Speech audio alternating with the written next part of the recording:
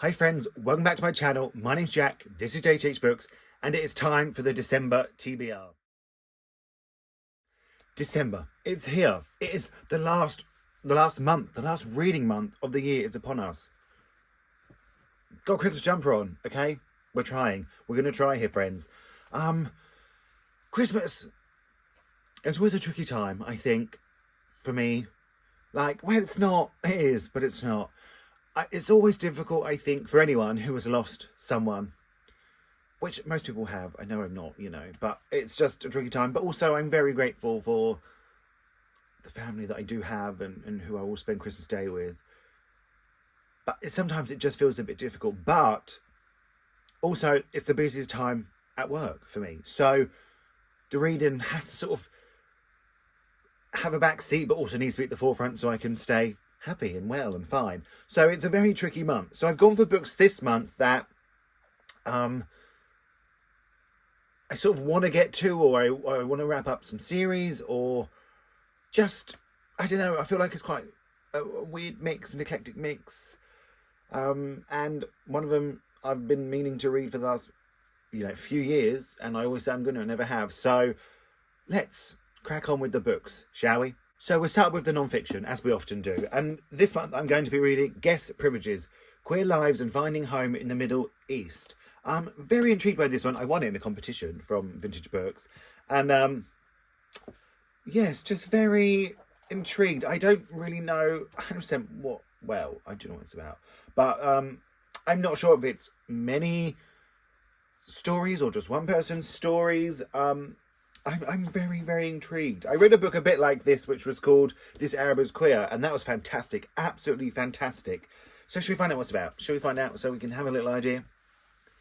Upon moving to the Gulf states, where penalties for queer acts include deportation, imprisonment, torture and death, Gar Adams wants to understand why LGBTQ+ migrants might choose to live amid such peril.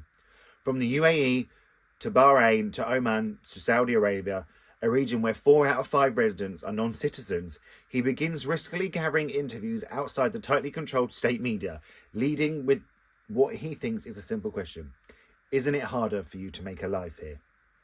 But as unforgettable residents share a kaleidoscope of stories, from uproarious Filipino salon workers throwing secret drag parties to a courageous Pakistani farmhand helping his compatriots smuggle themselves across the border, cracks emerge in the framing of his inquiry, revealing disquieting assumptions about the motivations, places and identities of others. Yep, 5-star prediction. Absolutely 5-star prediction. Think it's going to be brilliant, and it's so important. So, very excited for this one.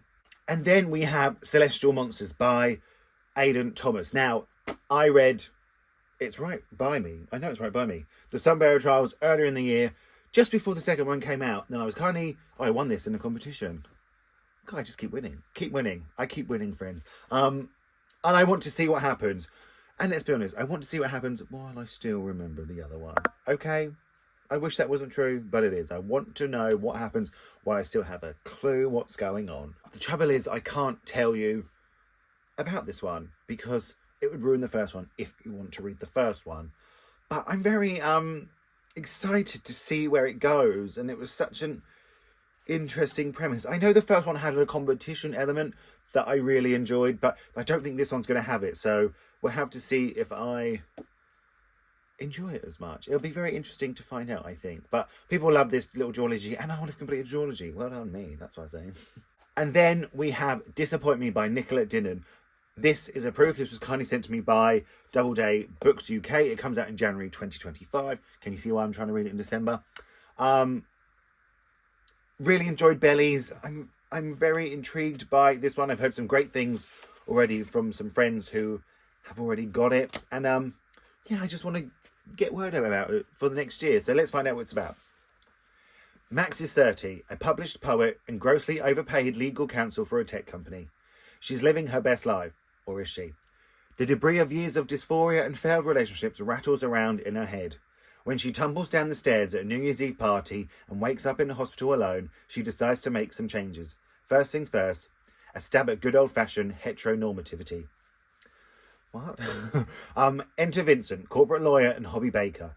His trad friendship group may as well speak a different language to Max. and his Chinese parents have never pictured their son dating a trans woman. It's uncertain terrain, but Vincent cares for Max in a way she'd long given up as a foolish fantasy. Yet Vincent is carrying his own baggage.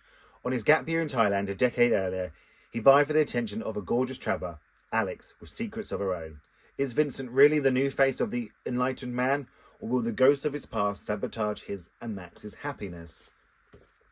I think it sounds brilliant. It sounds absolutely brilliant. So, very excited for this one. It comes out in January 2025.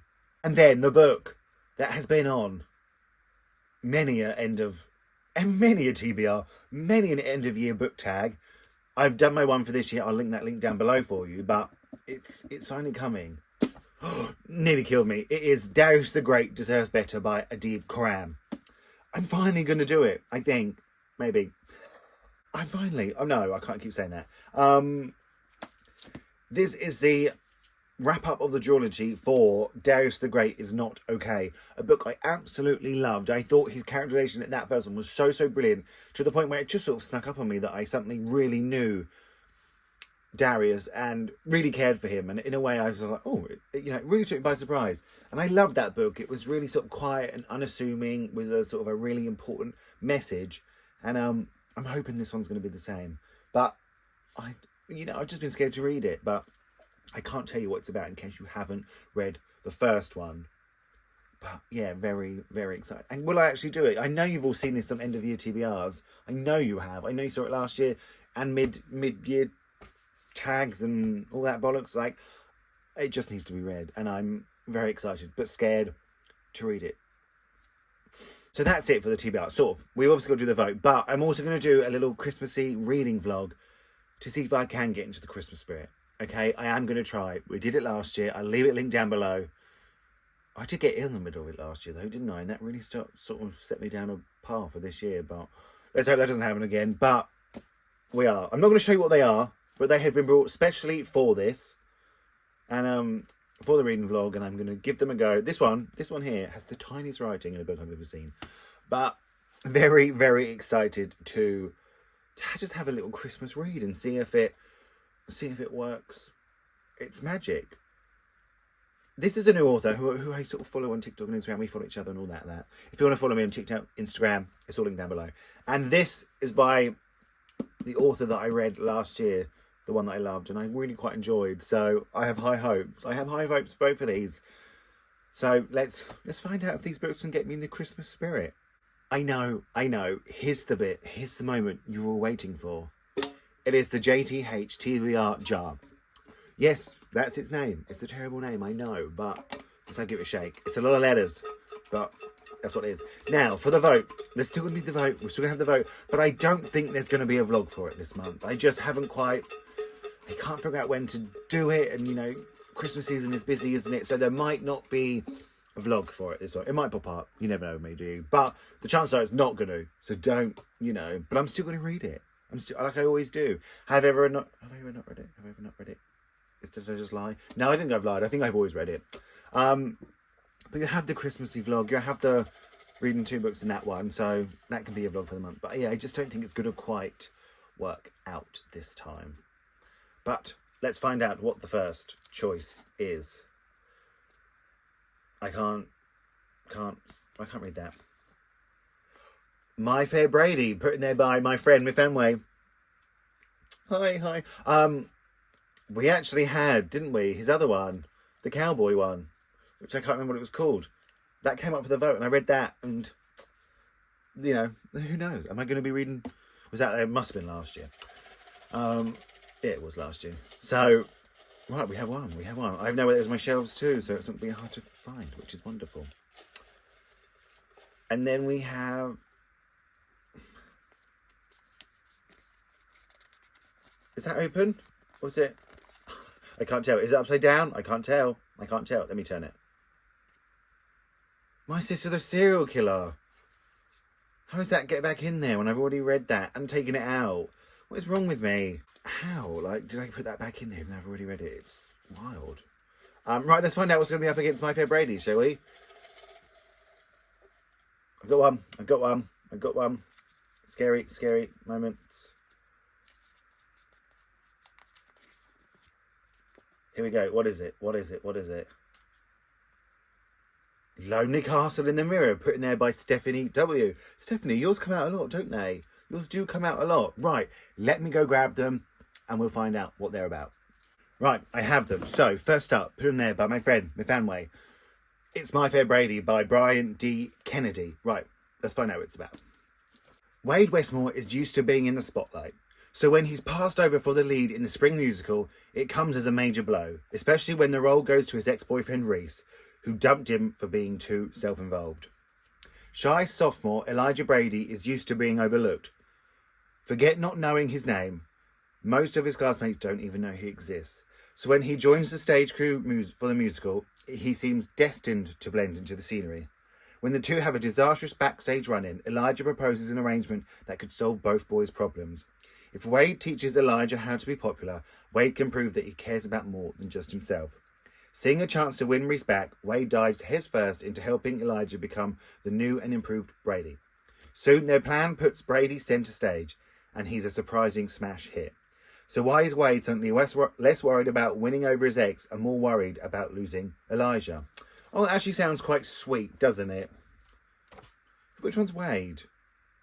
Oh, Wade's like the... Okay, I got confused just by the synopsis, so that's not great. But I think that actually sounds quite sweet, so let's find out what the other one's about.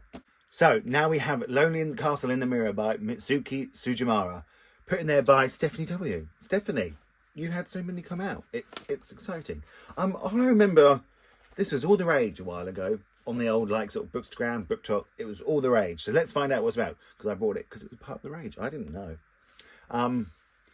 Would you share your deepest secrets to save a friend? In a tranquil neighbourhood of Tokyo, 7 teenagers wake to find their bedroom mirrors are shining. At a single touch, they are pulled from their lonely lives to a wondrous castle filled with winding stairways, watchful portraits and twinkling chandeliers. In this new sanctuary, they are confronted with a set of clues leading to a hidden room where one of them will be granted a wish. But there's a catch. If they don't leave the castle by 5 o'clock, they will be punished. As time passes, they begin to realise only those brave enough to share their stories will be saved. Oh, wow. I didn't know it was about that. That sounds great. That actually sounds really brilliant. The prize winning... Oh, no. I thought I was going to... ignore that. Yeah, that sounds great. Where's the other one? I think it's a tough choice. Neither one particularly festive. Neither one sort of that jolly. But I think that's going to be a tough choice. I cannot wait to see what you vote for. So, there we have it. The December TBR. Let me know if you've read any of these. Vote down below. The vote will go up on the community page, as always, the next day. Yeah, let's just have a chat in the comments. I want to thank you all so much for watching. Feel free to like and subscribe.